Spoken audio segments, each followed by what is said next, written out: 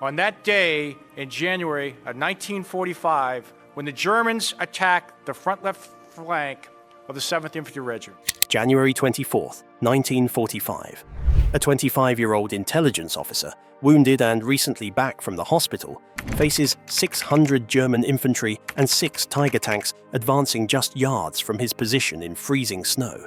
With no tanks or forward observers left, the only way to stop the assault might mean calling artillery on himself.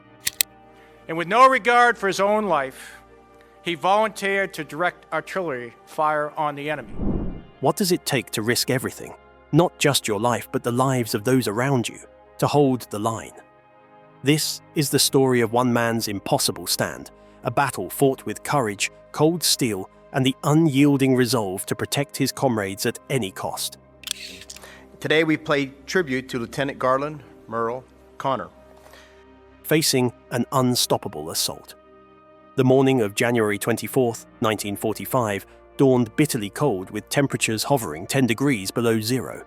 First Lieutenant Garland Merle Connor stood in the frozen command post of the 3rd Battalion, 7th Infantry Regiment, watching German artillery shells batter the tree line just 400 yards away. The German 19th Army had massed 6 vicious Mark VI Tiger tanks and 600 infantry troops, preparing a powerful counterattack to break through American defenses near Huzon, France. The stakes were catastrophic.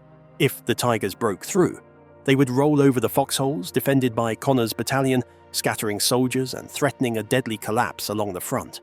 3rd Battalion had already endured 18 relentless days on the line, fighting in the shadow of the Kaiser Pocket, the last German-held territory in France, an 850-square-mile frozen wasteland where every attempt to push the enemy back had failed.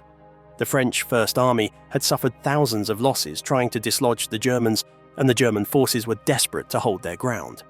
The offensive, Operation Nordwind, had been ordered by Hitler as a final push to disrupt American lines, while the Battle of the Bulge still raged just 300 miles north. But this counterattack was distinctly dangerous, packed with armored Tigers, feared for their formidable power, and infantry skilled in close combat. As the German artillery barrage unleashed destruction, trees exploded and frozen earth erupted in clouds of dirt. Snow covered everything, and the frozen foxholes offered little protection from the mounting assault. American tank support was nowhere to be found.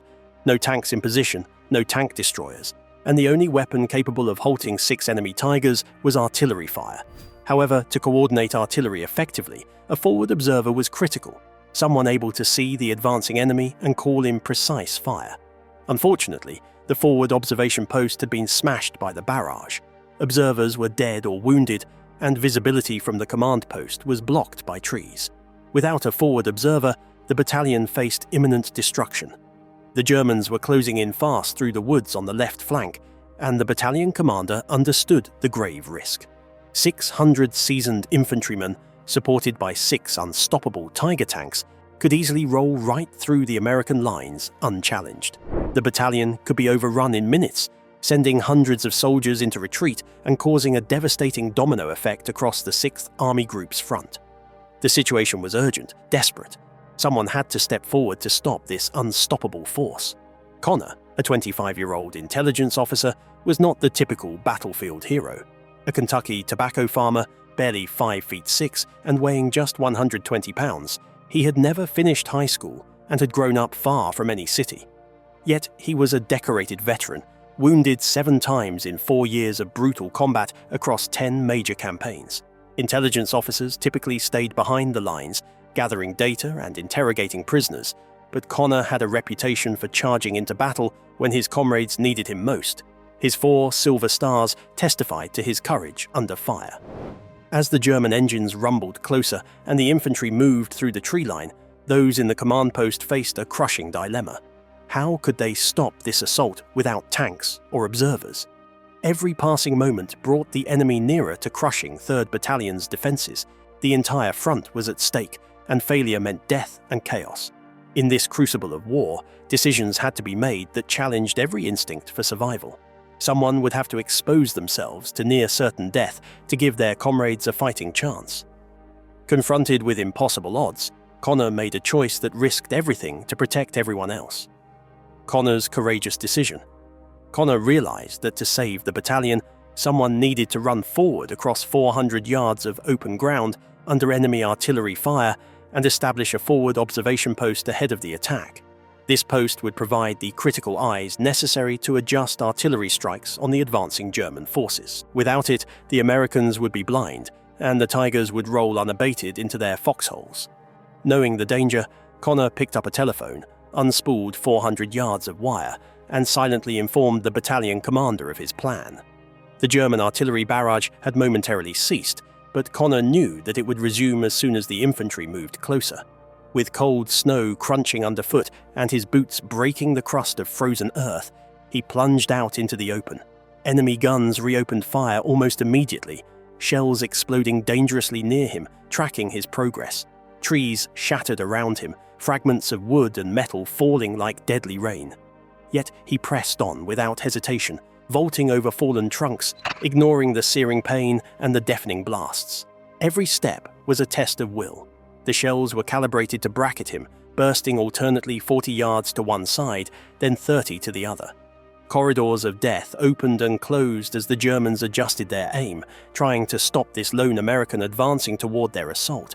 The concussion waves slammed into him, nearly knocking him down multiple times, but the wire behind him continued unspooling, keeping an unbroken link to the command post. At 250 yards, a tree directly in his path exploded, splitting in half, but Connor vaulted over the shattered trunk without faltering. He reached the American front line at a distance of 300 yards. The soldiers remained motionless while they stared at the approaching intelligence officer, who usually studied maps and reports, but now ran toward the enemy while carrying a telephone. The man left the foxholes without explanation and continued running for 30 more yards until he reached a shallow ditch.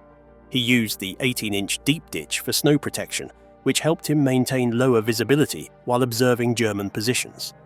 Connor entered the ditch and broke the telephone handset to establish a connection with the Artillery Fire Direction Center, located 3 miles behind the front line. The 12 American 105mm howitzers assembled to respond to the request, because they possessed sufficient firepower to destroy a coordinated infantry assault when targeted correctly. Connor became essential to the battalion artillery operation after the voice validated their connection, because he needed to monitor enemy movements and 6 huge Tigers that were advancing toward his weak point. Connor used the ditch rim as a lookout point to watch German infantry who advanced through the woods at a distance of 200 yards while they moved in small squads that used rifle fire for protection. The soldiers who faced him were professionals who possessed advanced skills in overcoming protected positions. As the enemy drew closer, Connor's call for artillery fire would become the battalion's lifeline in a desperate fight for survival. Directing devastating artillery. Connor's first task was to call in artillery strikes on the advancing infantry, aiming to break their momentum before they could reach the American lines. Timing was critical. Shells arrived within seconds of his commands, but accurate fire required constant updates, and any mistake could allow the enemy to advance or endanger friendly troops. As the first 12 105mm shells struck 150 yards behind the German formations, the enemy held their ground, knowing this was normal and that the defenders were still finding their range. Connor quickly adjusted the fire, ordering the shells to drop 100 yards closer. This time, the salvo landed amid the tightly packed German squads, and trees exploded into splinters. Shrapnel rained down as 48 shells per minute hammered the same 200 square yards of forest, turning it into a lethal slaying ground. The German infantry scattered, broken apart by the relentless barrage, some running for cover, others diving behind trees or crawling away from the blast zone. But while artillery devastated infantry, the 6 Tiger tanks advanced steadily. Surpassing the tree line, these 60-ton monsters were nearly impervious to 105 shells, unless direct hits compromised their treads or optics. The tanks moved in wedge formations, scanning for targets with their turret commanders standing proudly in each cupola.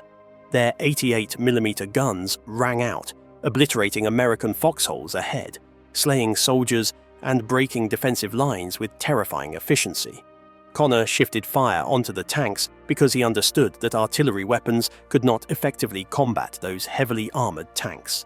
The shells blasted around them, creating explosions that occurred at distances that could harm their tracks or engines, Yet the Tigers continued to advance because they knew their enemies possessed no viable defense against their armored strength.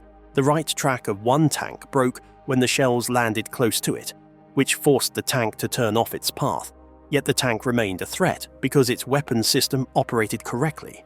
Another machine showed smoke emissions, which indicated that its engine had sustained damage.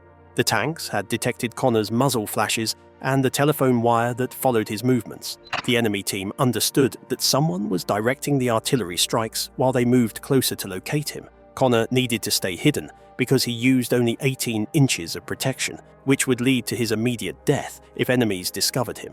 He remained on the battlefield to direct fire against the Tigers and infantry soldiers because he wanted to stop their movement, while he created delays for the battalion to maintain its defensive position.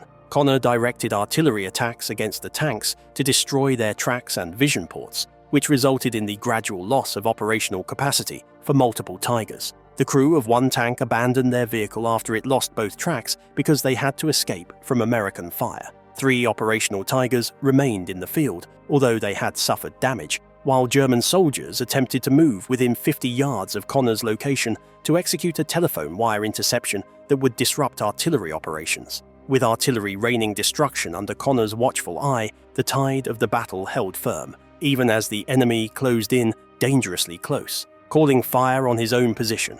As the German Tigers closed in and the infantry regrouped stubbornly behind their armored fortresses, Connor faced a terrifying reality. His shallow ditch offered almost no protection against tank-mounted machine guns or the deadly shells bursting nearby. The Germans had spotted his position, their turret commanders tracking the muzzle flashes and the trailing telephone wire. With enemy soldiers creeping within 50 yards and artillery fire tightening around him, Connor made an extraordinary decision. He called artillery fire directly on his own position. This was not a standard request, but a desperate gamble. Calling fire so close risked death or serious injury from friendly shells, yet surrendering his position would allow the Germans to break through and doom the battalion. Connor calmly confirmed the coordinates with the fire direction officer 3 times before accepting the horrifying truth that the shots would land mere yards from where he sheltered. When the shells exploded 30 yards ahead, the concussion felt like being hit by a truck. Frozen dirt blasted overhead,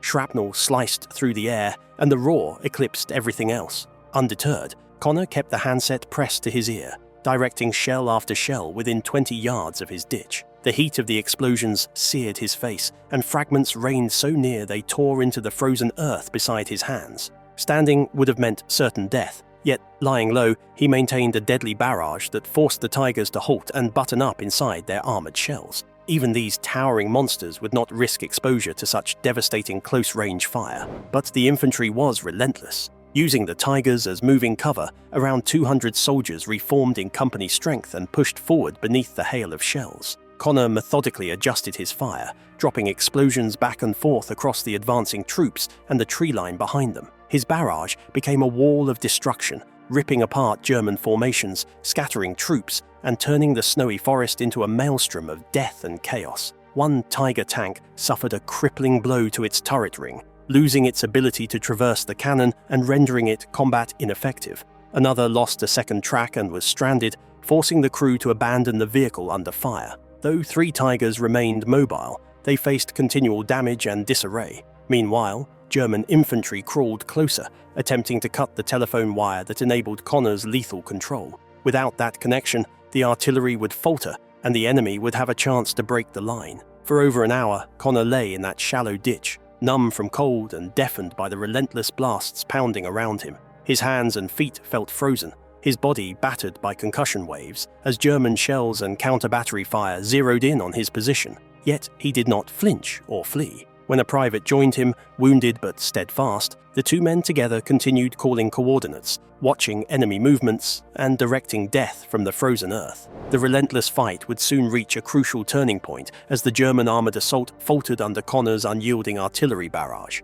The aftermath and battle's outcome. As the artillery fire pounded the German formations and Connor's position, the battered Tigers and infantry began to falter. One tank crashed into a crater, blinded by shattered vision ports, its crew unable to free it. Another was stuck, its tracks hopelessly jammed. 5 German tankers scrambled from their ruined vehicles, some cut down by American rifle fire, others retreating into the woods. The armoured assault, once a terrifying juggernaut, had ground to a halt. Despite heavy losses, the German infantry remained a threat. Veterans skilled in survival and terrain fought on, advancing under devastating artillery as they sought to flank Connor and cut the wire that controlled the barrage. Yet the relentless destruction continued. Connor's careful adjustments moved fire across tree lines, craters, and probable approaches where troops might regroup, or reinforcements could arrive. His command held the enemy at bay. With ammunition running low, the Fire Direction Center warned Connor that sustained fire could continue for only 15 more minutes before reloads were required.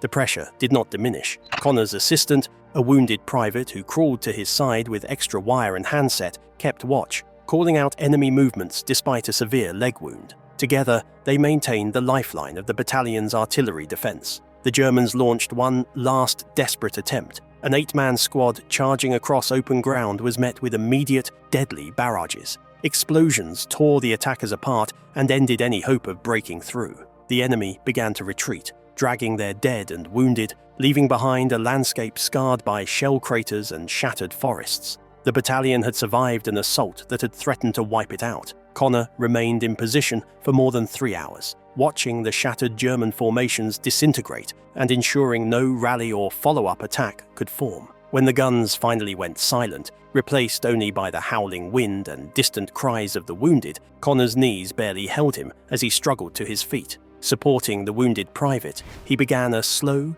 painful return to American lines. The battlefield looked like the surface of the moon, craters overlapping craters, scattered wreckage of tigers torn apart and abandoned, the frozen earth littered with fallen soldiers. When he reached the command post, medics removed embedded shrapnel from his sore shoulder and declared him lucky to be alive. In the wake of the fighting, 53 German soldiers were confirmed slain, and dozens more wounded were left behind. 6 Tiger tanks were destroyed or immobilized, their deadly advance stopped. The bitter winter battle was over, but Connor's brave stand had barely begun to be told. Legacy and recognition. After nearly 3 decades on the front lines, Garlin Merle Connor returned home in mid-1945, wounded and weary. Though his battalion had held against overwhelming odds, he rarely spoke about that January battle. Known more as a quiet Kentucky farmer than a war hero, Connor never boasted about his bravery or the medals he had earned. His Distinguished Service Cross,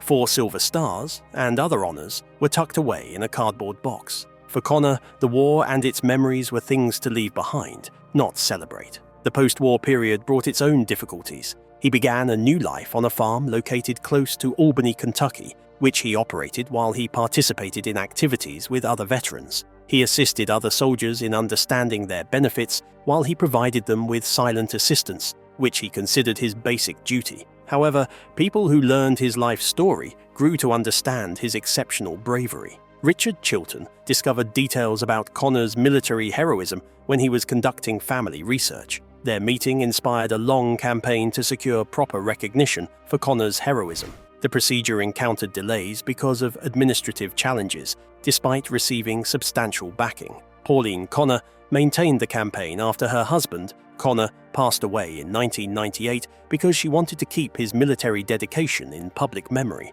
The country awarded Connor its highest military honor in 2018. President Donald Trump awarded the Medal of Honor to Pauline Connor at the White House ceremony because he wanted to recognize Connor's heroic leadership during combat and his readiness to sacrifice his safety to protect others. Connor achieved fame without actively pursuing it, yet his legacy now represents a timeless embodiment of modesty, valor, and altruistic dedication. Garlin Merle Connor's story reveals the extraordinary bravery behind the quietest faces in war. Risking everything to call artillery on himself, he turned the tide and saved hundreds. If this moved you, please like and subscribe for more stories of unsung heroes who changed history with courage and sacrifice.